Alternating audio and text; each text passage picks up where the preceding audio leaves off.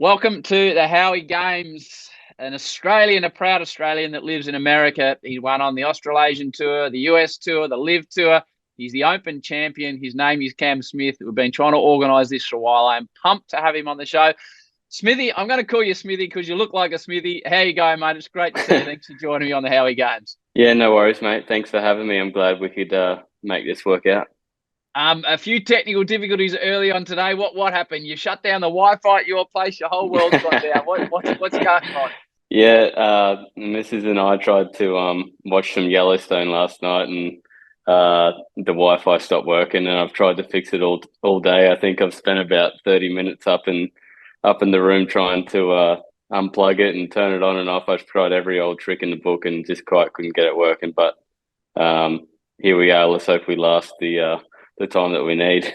Are you a technological whiz, or by the fact that you said you turned it on and off 30 times doesn't fill me with a great deal of confidence, to be fair? Nah, I'm not. I'm a long way from it, to be honest. I'm about as old school as they get now, I think. And where are you? So for everyone listening, you're coming in from Florida, yeah? Whereabouts? I live in Jacksonville Beach in Florida. It's right up the northeast coast. Beautiful spot. Actually reminds me a lot of Brizzy. Very kind of low key, very chill vibe. Lots of, I guess, rednecks around that I get along with, and yeah, it's really good. We'll get to fishing. So tell me about golf and fitness and you and when it became part of your regime. Was it when you were 10 or 12, or did the strength and fitness required come to you as you got a little bit older and you started to progress, mate? I think I've been on top of it for a while now. I think my first big kind of step into the fitness world was when I got selected in the Queenslander Academy of Sport for golf, and those guys really took me under their wing. We had lots of good trainers there, and I think I went in there at probably 15 or 16, and I was a little rake back then, so I'm not sure what they thought I could do, but yeah, I've been at it now for probably a solid 14 or 15 years. And because the game's developed so much, like we see DeChambeau and these guys, like athletes, tennis players, league players, AFL players, golfers seem to get bigger and stronger. Watching the Australian Open, they're big, tall, big, strong men and women these days. So what are you working on in the gym? Is it lifting weights, flexibility, cardio, a combination? Like what's a typical workout for you? Yeah, so probably try and get in 4 lifts a week. In the off season, it's pretty heavy stuff, trying to put on some muscle, and then during the season, it's, I guess, more about maintenance. You don't really want to stress the body out while you're trying to play, and probably more cardio, I guess, through the season, trying to get through those, 72 holes in a breeze. But as soon as we put down the sticks for a little bit over Christmas, it's all about trying to put on some muscle and just basically trying to be faster and stronger for next year. And lifting, what type of lifting makes you faster and stronger on the golf course? So what's your general weights program, to give us an idea? At the moment, I guess we're coming into the start of the season. I do 2 legs, 2 upper bodies a week. It's pretty basic stuff, to be honest. It's squats and deadlifts, the same stuff as they've been doing forever, and bench press, pull ups, a few, I guess, golf specific moves in there, but a lot of core work as well at the end of every session. And as I think, like I mentioned before, I think when the off season hits, it's all about trying to move as much weight as we can, as many times as we can, and throughout the season we'll see the weight come down and the reps come down, and then kind of the velocity start to come up. So that's where we kind of get our speed from. It's not necessarily, I guess, changing the movement as such. It's just kind of varying some weights and varying some speed. We've had all sorts of athletes on this show, some big units throwing some heavy steel around, and then your jockey types not doing so much. So to give me an idea, you said pull-ups or chin-ups. How many in a rep are we in a set are we trying to do there? How many reps? Chin-ups is probably my worst exercise, especially over the Christmas break. I think I ate a little bit too much Christmas pudding and a few too many beers. So it's kind of hard to pull the big rig up at the moment. But I'm trying to do kind of 3 sets of 10 without any weight or any assistance. as I get to the third set, I definitely need a band or something in there Yeah, to yeah. help me up those last few reps. Yeah. And do you hate leg day? Like when I go to the gym, as skinny and as lack of strength I have, when it says in the program leg day, I'm like, I just hate this day. Yeah. I actually really enjoy leg day. Do I ya? hate, yeah, I hate chest and back.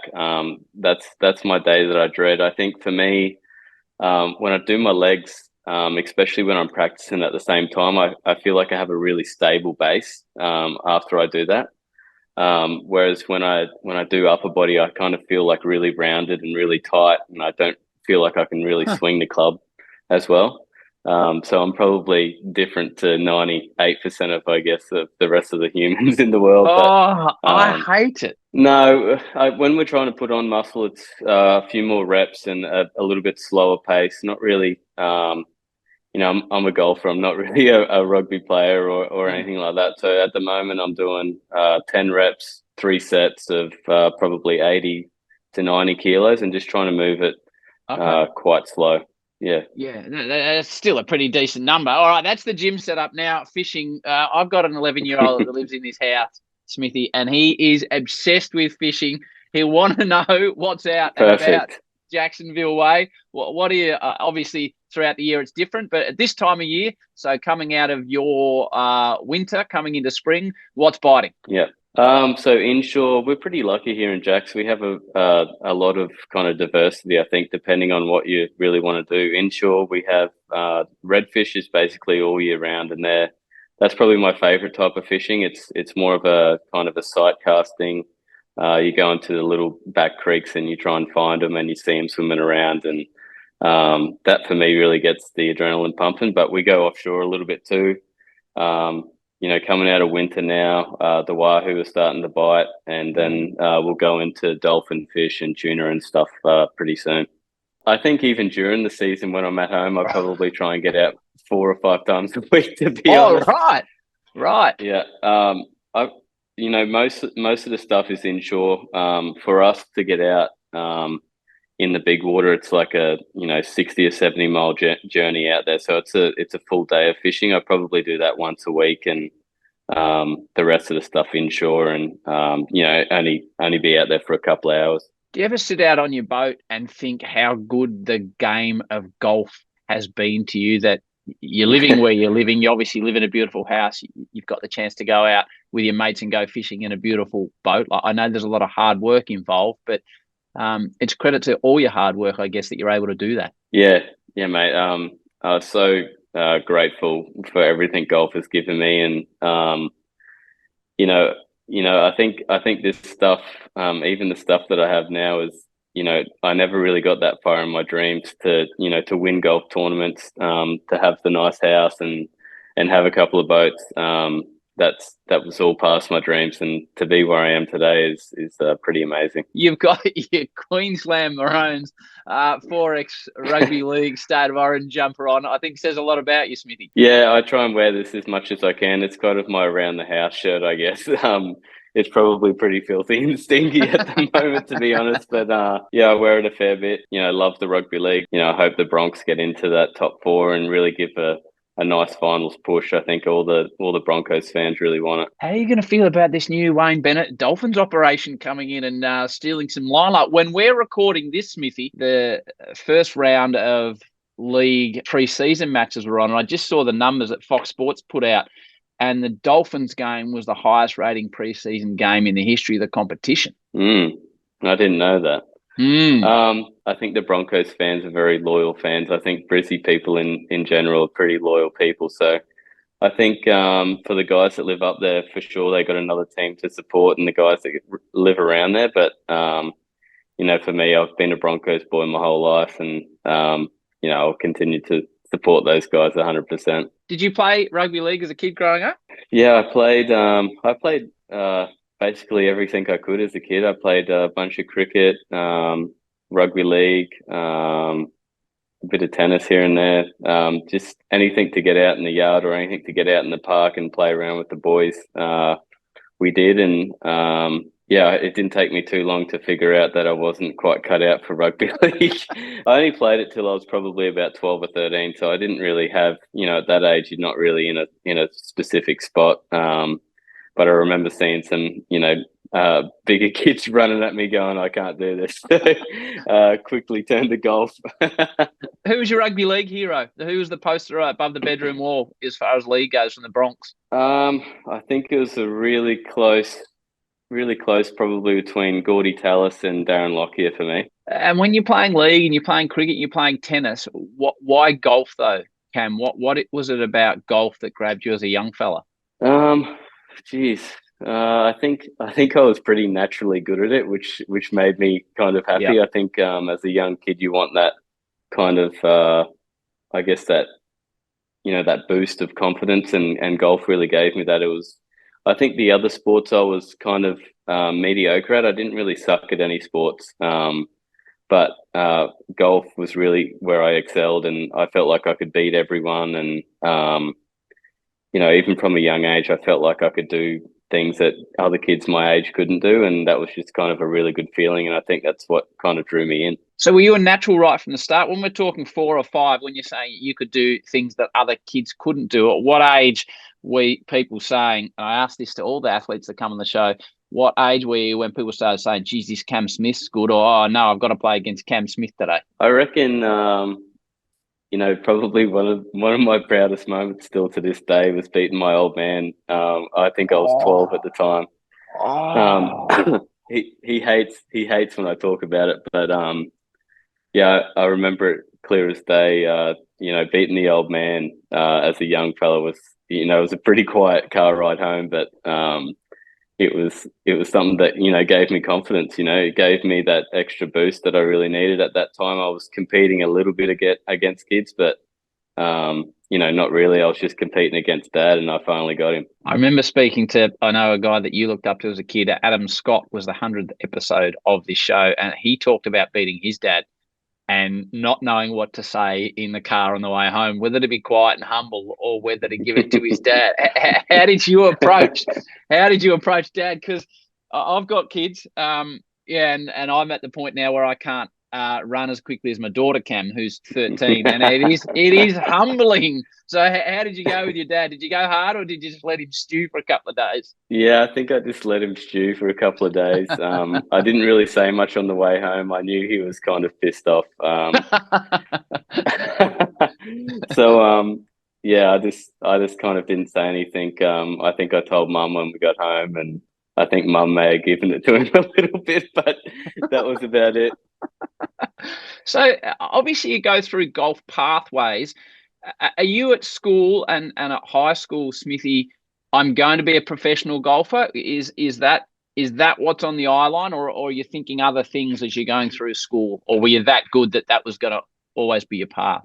I think I took school seriously enough. I don't really think I put all my effort into school for sure. I think I did enough to pass all my classes, make the parents happy, and then it was all about golf for me. I really, from a pretty young age, probably since 12 or 13, all I wanted to do was play golf and play golf for a living, and that was really my mindset the whole way. Whenever I had a spare second, I was at the golf course trying to make myself better. So what's the first tournament, amateur, what's the first thing you won on a golf course? It probably would have been something that one team, or like a sub-junior competition or something, like a little 9-hole comp. That's where it all kind of starts, I think. And from there I had, I got so lucky. I had some of the best parents, or probably the best parents I think ever. Mum and Dad drove me all over the countryside to compete in tournaments, and I think if it wasn't for them, I definitely wouldn't be where I am today. We'll follow the themes of what you've learned along the way, Cam, and we'll get to it right at the end. But we've got a lot of kids listen to this show, which we're really lucky. A lot of that will be doing exactly what you're doing, traveling to sport around the country, listening to the podcast. As a young fella, when you didn't meet your own expectations on the golf course, how did you deal with it?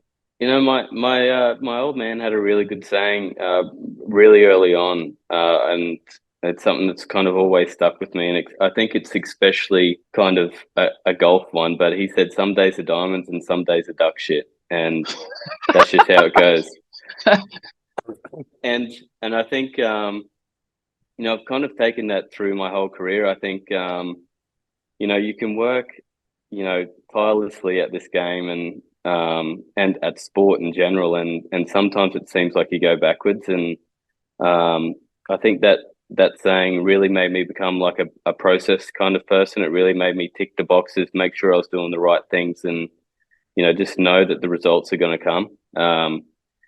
I think as a young professional, it's pretty easy to get in your own head and think that this isn't for me. There was for sure times in my career where I thought, I don't know if I'm really cut out for this, but just kind of took Dad's philosophy there and kept grinding at it and kept working, and eventually it paid off. Give me an example, if you can cast your mind back, when you said in your young pro career when you thought this is not for me. Is this after a series of bad rounds? Is this looking at other golfers on the practice range thinking I'm not at that standard? Take me to a situation like that. I guess I was pretty early, a pretty early professional. I turned pro when I was 19 or 20. I can't really remember, but I was just young, and at that point I was still really skinny, and like you said, you're walking down the range, hitting next to blokes that are 6 foot tall and hitting at 300 meters can be quite intimidating. I missed a tee time in US Tour Q School as a young professional, and that was kind of heartbreaking for me. I thought that was kind of where my world kind of lied, and how do you mean? What you slept in, or you were late, or something? Yeah, slept. I was late. I basically thought it was starting the next day. Yeah. No. Oh, so you're a day late. Yeah, that was kind of my first kind of step as a professional, and to do that was pretty heartbreaking. And I guess in hindsight, it's probably one of the best things that ever happened to me. I got to go to Asian Tour School. I played on the Asian Tour for about 18 months. Made some really good progress. The competition obviously not as good over there, and built some confidence, and played well enough to get into some tournaments in the US, and ended up getting my tour card through that way, which doesn't happen very often. So it was a pretty cool kind of roundabout way to get there. But learn a lot of stuff in Asia. It's one of the coolest times of my life, I think, playing over there, traveling with really good friends, and having a blast, and playing really good golf as well. 2014, I've got it written here, Cam. You're on the Asian Tour. Tell me about some of the flights, some of the hotels, and some of the places you played golf on the Asian Tour, because I occasionally see it pop up on TV, and I've seen a fair bit of the world. I think, holy moly, I've never heard of that place. Yeah, we traveled to some pretty kind of remote places, I guess, and I think, first and foremost, it makes, you're grateful for what you grow up with in Australia. It's, Australia's, very close to my heart. I think it's the best place in the world still to this day. I don't think I've traveled to a nicer place. And so we traveled to some random places, stayed in some really shitty hotels, and ate some really shitty food, had Deli Belly a bunch, and did all that stuff. But those experiences, they make you learn, and they make you a better professional too. Eating at the right spot, matters sometimes. You finished 4th at Chambers Bay. I don't want to get too much into details of golf for those that don't follow golf. Jordan Spieth wins 5 under, you're 3 under, and it opens all sorts of doors for you with exemptions and tour cards. At that stage, or at what stage do you start to think, I can compete with these guys and I can potentially win tournaments at this level? Because I guess belief for any athlete is such an important thing, Smithy. That was definitely a confidence booster. I like to call those tournaments confidence boosters. I think it takes a lot of kind of figuring out to make you feel like you belong. I think for me, it probably took 2 or 3 years to really feel like, all right, I can win a golf tournament. Let's get this show on the road. Let's win a tournament this year. There was a long period there where you kind of know that you can play, and you know that you can keep your tour card, and you know all this stuff, but kind of winning is another level, and that sense of belonging, I think, is what you need first before that comes. And that's just kind of hard work, kind of playing with guys like Scotty and Leash in practice rounds, and really just trying to learn off them, basically, like take the things that you like and just run with it and make it your own. And what separates number 50 or number 100 in the world? Like, if you think about it, Cam, every Saturday around the world, there's people piling on a golf courses. So when you're ranked number 2 in the world or number 4 as you are now, it's an incredible thing if you think of all the people out there and play golf. But what separates the 100th best golfer in the world to the top 10 and then the top 5? Is it physical? Is it mental? What's the major difference? Yeah, I think, I haven't played with too many guys where they can't hit a certain shot or they can't do. I don't think it's about that. I think it's about having the balls to do it, basically, under certain circumstances. I think the guys that are constantly up there, they're trying to hit the right shot every time. They're trying to make a birdie every time. They're not trying to protect, 10th place or 20th place to get a nice check and move to the next week. They're there to win, and they're there to hit it close and keep, putting those guys under pressure. And I think that's really it. Having the balls to do it, and having the mental capacity, I guess, to make you believe that you can do it. So mental capacity fascinates me because the other sports we describe, rugby league, the ball's thrown at you, tennis, it's coming at you, cricket, it's coming at you, whereas the golf, I think all of us hackers find it hard. The ball is sitting there waiting for us and you have to make decisions. Tell me about your mental process going in a major tournament, a big tournament, when it's coming down the stretch. Tell me about your heart rate, breathing, mental imagery. Take your time, take me deep into what is required mentally when the pressure is on and how you have to deal with it, Smithy. I think it's exactly what I said before, just trying to hit the right shot and just, committing 100% to it. I think when you're playing really good golf, that comes really quite easy. I think when you're kind of playing some ordinary golf, it's quite hard to stand over the ball and make yourself think or make yourself know that you're going to do this. So I really like kind of mindfulness stuff between shots. I do a little thing where I drink some water and I just feel it go down my chest, and really just get my mind off everything. And then when I'm at the ball, basically, Sam and I will talk about a shot that we want to hit, how far it's playing, and basically what we have to do to get that ball as close as we can get it, to give ourselves a shot at birdie, and then just commit to it and hit it. I know it sounds really, quite dull, but basically committing to a shot and then just trying to hit it is probably the hardest thing, but it's probably one of the easiest things as well when you think about it. Like it's not really a hard process. It's definitely in between the ears there for a little bit. It's not dull at all, mate, because it might be dull for you to describe because it's what you do day in, day out. But for listening from a mental perspective, it's not dull at all. So what happens when you're in a crunch situation and you play a poor shot and you stick it in the water or it goes into a bunker or into the trees? How do you go and approach the next shot when you're on the back foot, for want of a better term?